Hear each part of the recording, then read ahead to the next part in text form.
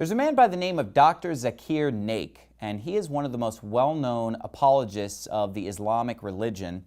So I went to Dr. Naik's channel and I clicked on one of his most popular videos, which was about a young man who was asking questions about a contradiction in the Quran. And it was a contradiction that I had also noticed when I had looked through the Quran. Let me just read a couple of verses for you from the Quran.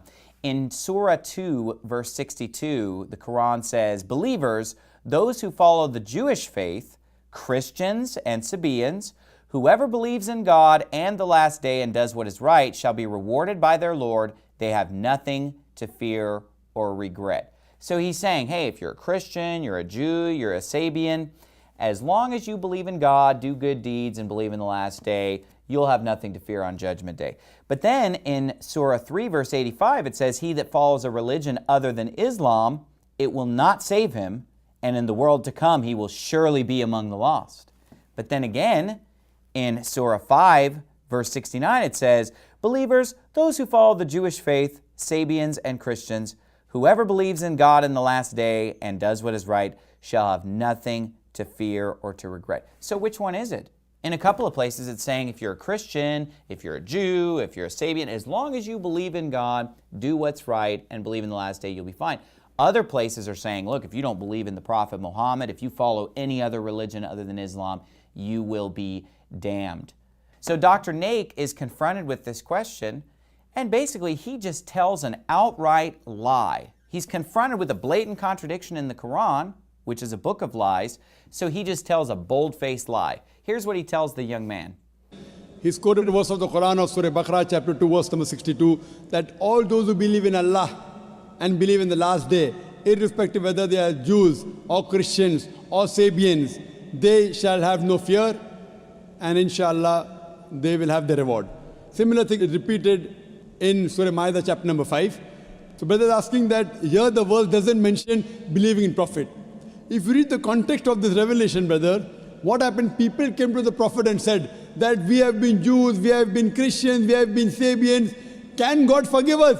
In that context, the reply was given, as long as you believe in Allah and the last day, irrespectively previously, whether you're a Christian or a Jew or a Sabaean, you will get the reward. It does not mean today a person who says he's a Christian and who believes Jesus is God, he will go to Jannah. No, it does not mean that. No, I have two verses of the Quran supporting me, that you believe in one God, you do good deeds, and you believe in the last day, you shall have nothing to fear on that day. That's what I tell you. Yeah. Two verses, but the context of the verse is what? Yeah, the context of the verse is when people came to Prophet Muhammad sallallahu alaihi wasallam and they wanted to accept Islam, that previously we were Jews, we were Christians, then the verse is said. The context is important. Well, that is just an outright lie. The young man that Dr. Naik was talking to did not know the context of those verses.